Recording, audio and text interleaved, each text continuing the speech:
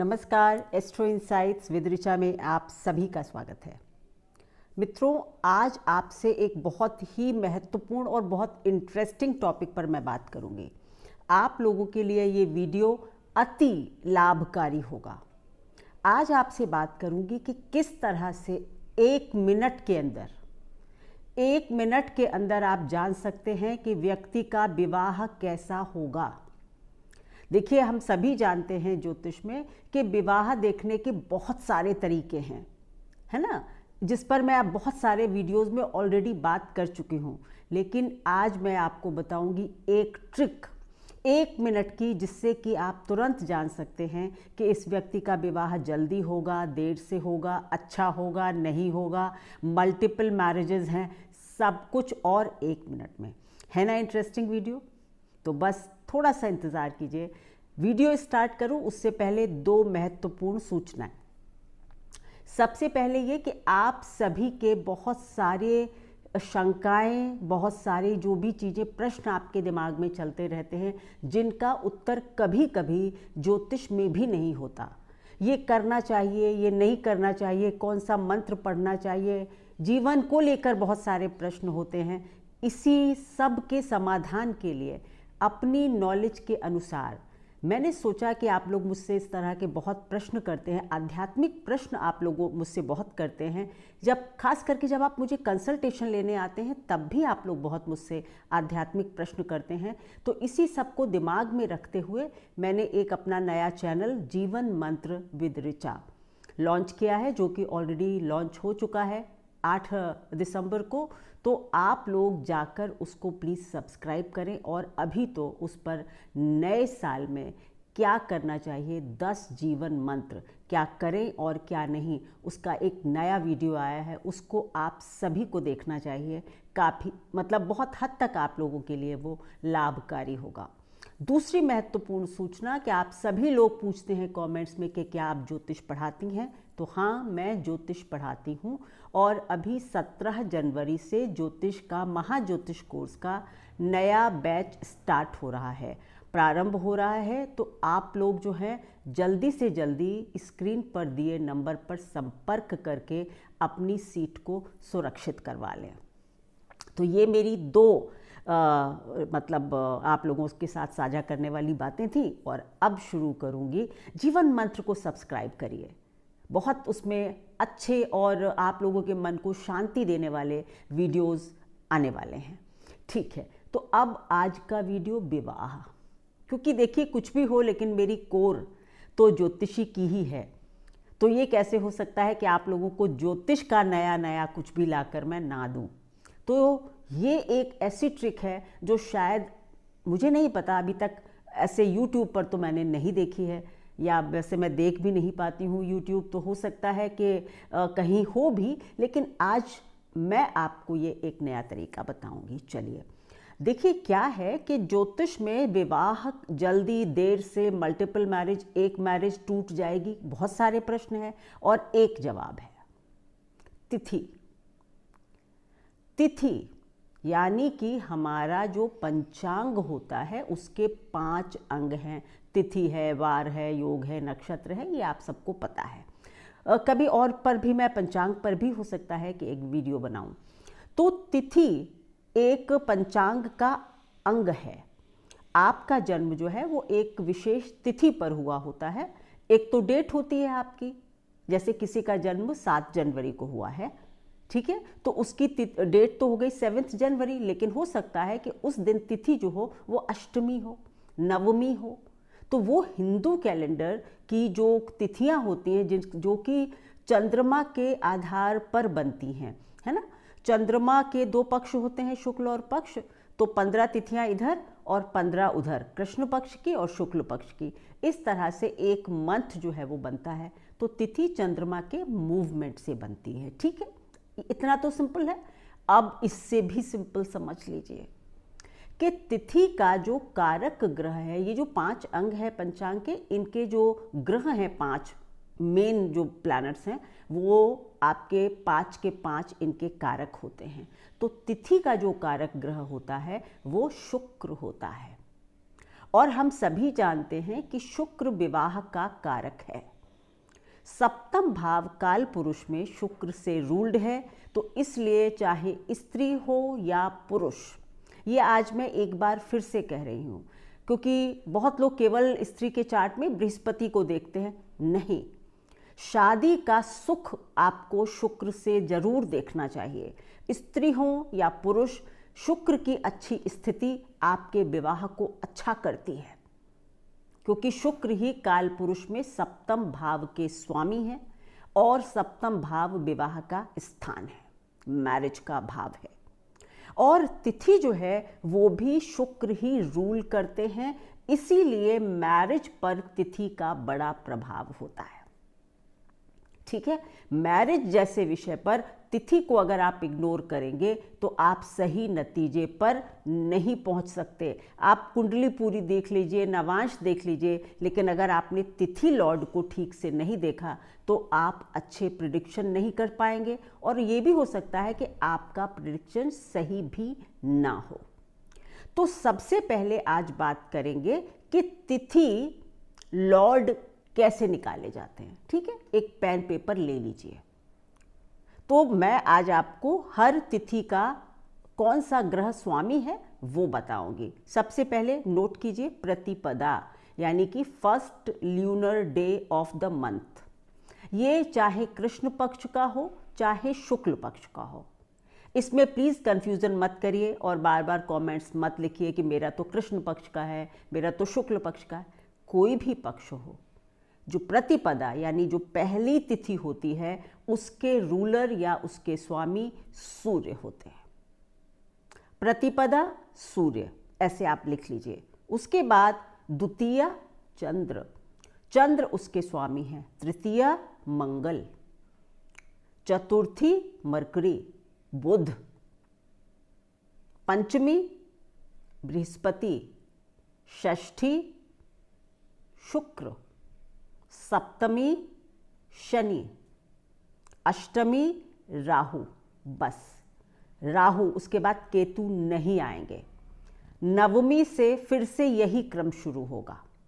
नवमी सूर्य, दशमी चंद्रमा, एकादशी मंगल, द्वादशी twelfth lunar day mercury, त्रयोदशी बृहस्पति, चतुर्दशी शुक्र, पूर्णिमा / अमावस्या दोनों शनि।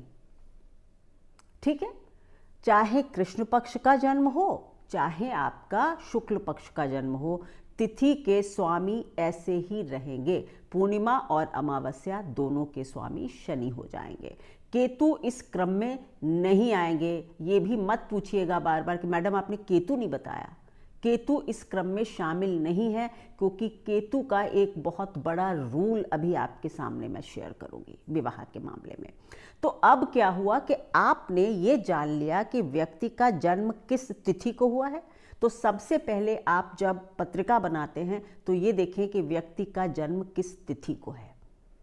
आपने देख लिया कि फॉर एग्जाम्पल किसी का जन्म जो है वो तृतीया का है, तो आपने तुरंत इस लिस्ट को निकाला और आपने देखा कि भाई तृतीया तिथि के स्वामी मंगल हैं। अब क्या देखना है आपको, जस्ट अ मिनट्स कैलकुलेशन। आपको देखना है कि मंगल उस व्यक्ति की पत्रिका में किस स्थिति में बैठे हुए हैं। सिंपल सी बात है, तृतीया तिथि के स्वामी मंगल, हमें पकड़ लेना है मंगल को और देखना है चार्ट में लग्न पत्रिका में। सबसे पहले केवल लग्न पत्रिका में मंगल कहाँ बैठे हैं, किस डिग्निटी में बैठे हैं, उच्च के हैं, शुभ ग्रहों के साथ हैं, अपने घर में बैठे हुए हैं, शुभ ग्रहों से दृष्ट हैं, कैसे हैं, क्या मंगल के ऊपर शनि का प्रभाव है, क्या मंगल 6, 8वें 12वें में चले गए हैं। आप ये चीज देखेंगे। तो अगर तिथि का स्वामी वेल प्लेस्ड है, वेल प्लेस्ड, अच्छा प्लेस्ड, ये मैं आप लोगों को बहुत वीडियोस में समझा चुकी हूँ कि अच्छा कैसे देखा जाता है। देखिए, ग्रह के 6 प्रकार के बल होते हैं, पहले वो देखे जाते हैं। कि भाई अपना स्थान बल है, उसके पास काल बल है, चेष्टा बल है, क्या क्या है, तब वो बली हो जाता है। फिर देखते हैं वो अपने घर में है, उच्च का है, किन ग्रहों के साथ है। तो इस तरह से देखना है कि तृतीया तिथि को जन्म है तो मंगल वेल प्लेस्ड है क्या, केंद्र में है, त्रिकोण में है, शुभ ग्रहों की दृष्टि में आ रहा है, उच्च का है, अपने किसी मित्र की राशि में बैठा हुआ है, यानी वो अच्छा है। केंद्र और त्रिकोण में ग्रह अच्छे फल देते हैं। तो आपने देखा कि भाई इस व्यक्ति की तिथि तृतीया और मंगल पर कोई दुष्प्रभाव नहीं है, क्रूर ग्रहों का नहीं है, राहु केतु एक्सिस नहीं है, तो आप निश्चिंत होकर कह सकते हैं कि इसका विवाह अर्ली होगा, अर्ली मैरिज होगी। शनि का प्रभाव तिथि के स्वामी पर नहीं होना चाहिए। अगर शनि का प्रभाव होगा तो ये लेट मैरिज का चार्ट बन जाएगा। पर अगर वो शुभ ग्रहों से युक्त है, केंद्र त्रिकोण में है, आप बिल्कुल बिना डरे हुए कह सकते हैं कि अर्ली मैरिज है, आराम से इसकी शादी हो जाएगी। वहीं अगर आपने देखा कि तिथि लॉर्ड 6, 8, 12 में चला गया है, क्रूर ग्रहों के साथ आ गया है, शनि की दृष्टि हो गई है, अपने शत्रु के स्थान में बैठा हुआ, यानी कि वो ग्रह बली नहीं है, उसके पास ताकत नहीं है या दुष्प्रभाव है, तो आप बिना और कोई एनालिसिस, आज आपको मैं बहुत बड़ा सूत्र दे रही हूँ, बिना कोई और चीज़ देखे हुए आप कह सकते हैं इसका विवाह लेट होगा या इसका विवाह अच्छा नहीं होगा। और ये केवल और केवल आप लग्न पत्रिका में ही देखकर कह सकते हैं। पर जो हमारे पास सूत्र होता है कि भाई अगर कोई चीज़ लग्न पत्रिका में खराब है, नवांश में सुधर गई है, ये तो परमानेंट रहेगा ना सूत्र, ये मैं आप लोगों को बहुत बार बता चुकी हूँ कि नवांश ब्रह्मा की वाणी है। तो अगर आपका तिथि का स्वामी लग्न पत्रिका में बहुत बुरी स्थिति में है तो ये तो सच है कि आपका विवाह दिक्कत से होगा, देर से होगा। लेकिन अगर उसकी स्थिति नवांश में बेटर हो गई है, बेटर वही चीज़ कि वो अपने ही स्थान में चला गया हो, अपने मित्र के नवांश में चला गया हो, तो इसका मतलब ये कि शादी होने में तो थोड़ी दिक्कत हो सकती है, लेकिन उसके बाद शादी अच्छी चलेगी। ठीक है। इसी तरह अगर वो अच्छा बैठा हुआ है बहुत लग्न पत्रिका में, लेकिन नवांश में खराब हो गया है, तो आप कहेंगे शादी तो आसानी से हो जाएगी, कोई दिक्कत नहीं होगी, लेकिन बाद में विवाह में कुछ प्रॉब्लम्स आ सकती हैं। बिल्कुल सिंपल थ्योरी आज आपको दे रही हूं। तो पहले लग्न पत्रिका देखना है और किस तरह नवांश को देखना है। लग्न पत्रिका में अच्छा है और तो विवाह आसानी से होगा, नवांश में खराब है तो फिर विवाह बाद में अच्छा नहीं होगा। लग्न पत्रिका में भी अच्छा है तिथि का स्वामी, नवांश में भी अच्छा है, तो फिर तो जय जय, ना होने में दिक्कत ना बाद में चलने में दिक्कत। लग्न पत्रिका में खराब, नवांश में अच्छा, होने में दिक्कत, लेकिन विवाह बाद में अच्छा चल जाएगा, है ना। और अगर लग्न पत्रिका में भी खराब, नवांश में भी खराब, तो प्रभु आपके मालिक हैं। फिर आपको ईश्वर की आराधना उपाय के रूप में बतानी चाहिए, जो भी ग्रह हो, क्योंकि अगर कोई भी ग्रह नवांश में खराब होता है तो फिर आपको ईश्वर के चरणों में जाना होगा। यहाँ का कोई व्यक्ति आपकी मदद नहीं कर सकता, कोई ज्योतिषी भी नहीं कर सकता। तो केवल और केवल नवांश में खराब हुए ग्रहों का प्रभाव जो है वो ईश ही हर सकते हैं, है ना। तो फिर बस ईश्वर के चरणों में आप जाइए। अब कैसे देखेंगे, ये सबसे इंटरेस्टिंग है कि भाई विवाह तो चलो ठीक है, हो गया ये वो, लेकिन अब ये मल्टीपल मैरिज का एक बहुत बड़ा प्रश्न आता है। एक विवाह का योग है मेरे शायद मतलब चार्ट में, 2 का है, कैसे जानेंगे? एक दृष्टि में जानेंगे। अगर पहला सूत्र, अगर तिथि का स्वामी ही सप्तमेश बन जाए, अगर तिथि का स्वामी ही सप्तमेश बन जाए, जैसे अभी मैंने एग्जाम्पल लिया था तृतीया, जिसके मालिक थे मंगल, तो अब आपने देखा कि भाई मंगल तिथि के स्वामी है और माना किसी की वृषभ लग्न की कुंडली है, तो मंगल ही सप्तमेश भी बन गए। ठीक है, तिथि का स्वामी ही सप्तमेश बन जाए, एक से अधिक विवाह देता है, एक से अधिक विवाह दे सकता है, मैं ये भी कह सकती हूं। अगर बहुत और अच्छे प्रभाव हो कुंडली में तो भले ही ऐसा ना हो, लेकिन 90% चांस है कि बहु विवाह या एक से अधिक विवाह दे सकता है। ठीक है। दूसरा सूत्र 1 मिनट में आप जानेंगे। अगर आपकी तिथि का स्वामी 12वें घर में चला गया हो, सेम यही है कि अब आपने पत्रिका देखी थी, तृतीया तिथि का उदाहरण है, तो मंगल को पकड़कर हम चल रहे हैं। तो मंगल अगर आपके पत्रिका में 12वें घर में चले गए हों तो फिर आपकी जिंदगी में भी एक से अधिक विवाह का योग बन जाता है। ये 2 सूत्र कभी नहीं कटते। ये मैं अपना, देखिए जो भी बात मैं कहती हूँ वो अपने बहुत लंबे एक्सपीरियंस के बाद कहती हूँ। ठीक है। अब ये तो एक दृष्टि में आपने देखा और आपने जान लिया, बहुत सरल 2 सूत्र आपको दे दिए हैं और अच्छा और बुरा विवाह बताने के बहुत सरल सूत्र दे दिए हैं। अब एक सबसे महत्वपूर्ण जो तिथि के विषय में मेरा आकलन है या मेरी अपनी गणना रही है, वो रही है कि अगर तिथि का स्वामी, क्योंकि देखिए तिथि के कारक ग्रह शुक्र है। तिथि को कौन रूल करता है? शुक्र। शुक्र क्या है? लग्जरी, भोग विलास, इमोशंस, फिजिकल प्लेजर्स, सप्तम भाव है ना। धन, अच्छा खाना, अच्छा पहनना, क्योंकि 2nd हाउस के रूलर है। भोजन, वाणी, है ना, फैमिली, अच्छा खाना, अच्छा भोजन, अच्छा पहनना, लग्जरी ब्रांड्स, ये सब कौन है? शुक्र। तो अब जिस ग्रह को मैंने आपको शुरू में कहा था कि ये तिथि के स्वामी केतु नहीं बनते, क्यों कहा था? इसलिए कहा था। अब एक बहुत महत्वपूर्ण सूत्र आ रहा है कि क्योंकि तिथि के स्वामी शुक्र जो हैं वो हर तरह से एक इमोशंस, हैप्पीनेस, फिजिकल प्लेजर्स, इन सब के कारक हैं। जल के भी कारक हैं, मतलब एक तरह से जो हमारा इमोशनल क्वोशेंट है ना, चंद्रमा जो होता है वो हमारा वैसा वाला संवेदना है जो हम सबके लिए रखते हैं, या हमारे इमोशंस जो सबके लिए हैं। लेकिन प्रेम के जो इमोशंस हैं वो शुक्र ही रूल करते हैं। चंद्र और शुक्र दोनों रूल करते हैं, लेकिन प्रेम के इमोशंस को जो जब हम मैन एंड वाइफ वाली बात करते हैं तो फिर ये सबसे ज़्यादा शुक्र रूल करते हैं, ऐसा मेरा मानना है। माँ के प्रति प्रेम, बच्चे के प्रति प्रेम आपको चंद्र दे सकते हैं, लेकिन पति पत्नी के बीच में ऑपोजिट सेक्स अट्रैक्शन जो वो प्रेम है वो शुक्र ही है। तो अगर शुक्र के साथ, मतलब तिथि के मालिक शुक्र हैं, तो अब क्या हुआ कि अगर शुक्र के साथ केतु हो, केतु शुक्र से बिल्कुल ऑपोजिट है। शुक्र बनाव श्रृंगार है, तो केतु जो है वो एकदम ऐसा ग्रह है जो कि मतलब थोड़े फटे से कपड़े हैं, धुआं है ना, अंधकार में है, बहुत अलग प्लैनेट है।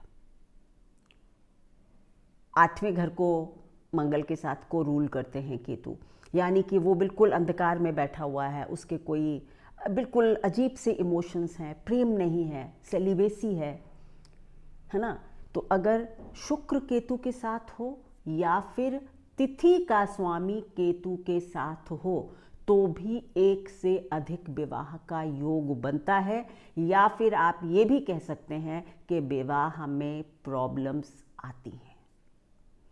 आपकी चार्ट में अगर शुक्र से, शुक्र के साथ, शुक्र के पीछे और शुक्र के आगे, अगर हम थोड़ा सा भृगुनंदी नाड़ी को ले लें तो फिर तो शुक्र के त्रिकोण में भी अगर केतु हैं तो फिर विवाह के लिए ये थोड़े अच्छे संकेत नहीं होते। इसी तरह से दूसरा, या तो शुक्र के साथ हो या फिर तिथि के स्वामी के साथ केतु कंजंक्ट हो। यहां पर मैं आगे पीछे, क्योंकि जो ऋषियों ने सूत्र दिया है उसमें आगे पीछे की बात नहीं कही है। शुक्र के लिए तो है, ये तो मैंने अपने अनुभव में देखा है, लेकिन ये जो तिथि का वर्णन है उसमें ये कहा गया है कि अगर केतु कंजंक्ट है, अब इस जो हमने अभी एक एग्जाम्पल ले लिया था कि भाई तृतीया का जन्म है, मंगल तिथि के स्वामी है, तो अब आप चार्ट में देखेंगे किसी भी स्त्री का हो पुरुष का हो कि क्या मंगल के साथ केतु तो नहीं बैठा हुआ है। अगर मंगल के साथ केतु होगा तो धीरे धीरे करके इस शादी में इमोशंस जो हैं, प्रेम के जो इमोशंस हैं, वो धीरे धीरे करके भाप बनकर उड़ जाएंगे और ये बिल्कुल एक ठंडी मैरिज हो जाएगी। कई बार तो सेपरेशंस होते हैं, कई बार होते हैं, मैक्सिमम टाइम होते हैं, और फिर आप दोबारा विवाह की भी सोचते हैं। मैंने तो कई चार्ट्स ऐसे भी देखे हैं, क्योंकि वो फिर अलग स्थितियां होती हैं, एक वो अलग ही एनालिसिस है जिससे कि हम ये भी जान सकते हैं कि 1 2 3 4 कितने विवाह होंगे। अभी मैं उसको नहीं लूँगी, मे भी किसी दिन मैं आपको वो पद्धति भी सिखाती हूँ। आज के लिए ये बेसिक वीडियो एक बना दिया है जो आप सब लोग समझ लेंगे ना। एलिजाबेथ टेलर का एक चार्ट था जिसमें कि हमारे एक टीचर ने बताया था कि किस तरह से उनकी 7 या 8 मैरिज हुई थी। उनका भी शुक्र शायद केतु के संबंध में कुछ बना रहा था, ऐसा मुझे याद आ रहा है। तो मल्टीपल कितनी होंगी ये भी बताया जा सकता है, लेकिन अभी मैं उस पर चर्चा नहीं करूंगी, किसी दिन आप लोगों को वो भी सिखाऊंगी। लेकिन आज सिर्फ इतना जानिए कि या तो शुक्र के आगे पीछे साथ में, तो शुक्र के एक घर पीछे, शुक्र के साथ और आगे, और नाड़ी को पकड़े अगर बीएनएन को, तो फिर तो त्रिकोण में भी केतु है तो विवाह में प्रॉब्लम देगा ही देगा। और तिथि के स्वामी के साथ कंजंक्ट है तो भी ये 2 विवाह का योग बनाता है या विवाह में खराबी देता है। अब ये सब तो आपने जान लिया। अब आप कहेंगे कि हमेशा की तरह लेकिन फिर उपाय क्या है? बहुत अच्छे उपाय आपको दे देती हूं। केतु क्या है? केतु है अंधकार, अकेलापन, साधना, मौन। उसको इन दुनिया की चीजों से कोई लेना देना नहीं, जो कि शुक्र को लेना देना है। तो ऐसे लोगों को ये करना चाहिए कि अगर आप विवाह करते हैं तो मतलब मैं हमेशा जो एनर्जी अलाइनमेंट की बात करती हूँ उसी के आधार में कहूँगी कि केतु को आपको भोजन प्रोवाइड करवाना होगा, नहीं तो धीरे धीरे आपके शुक्र को या आपके तिथि के लॉर्ड को ही खाने लगेगा। कैसे इसको अलाइन करेंगे? केतु की फील्ड्स क्या है?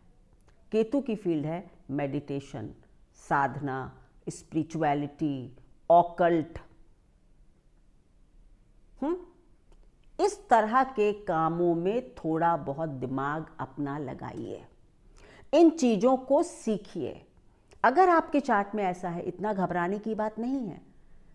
पहली बात ये कि भगवान शिव की आराधना करिए, मतलब शिव और पार्वती की एक साथ आराधना कीजिए, है ना। उनके अर्धनारीश्वर स्वरूप को भी पूज सकते हैं, नहीं तो माँ गौरी के साथ शिव जी की एक फोटो वगैरह अपने घर में रखिए। शिव और पार्वती की आराधना एक साथ करिए, ये भी एक अच्छा उपाय होता है। दूसरा, आप गौरी शंकर रुद्राक्ष पहन सकते हैं, ये भी एक अच्छा उपाय होता है। और बाकी ये कि केतु की जितनी भी एक्टिविटीज़ हैं, दूसरा क्या होता है, केतु एक तार है, केतु सर्जरी है, केतु हाथ में, उसके पास आंखें नहीं है बट उसके पास हाथ है, तो हाथ के जितने भी काम होते हैं कारीगरी के, चाहे वो कोई म्यूजिकल इंस्ट्रूमेंट बजाना हो, चाहे पेंटिंग हो, चाहे सिलाई हो, चाहे बुनाई हो, जो भी हो, तो लड़कियां अगर किसी के चार्ट में है तो आप लोगों को किसी को एक अपने हाथ के किसी काम को, राइटिंग है, ब्लॉगिंग है, मतलब हाथ से लिखना, पेन से लिखना, पेंट करना, सिलाई कढ़ाई बुनाई करना,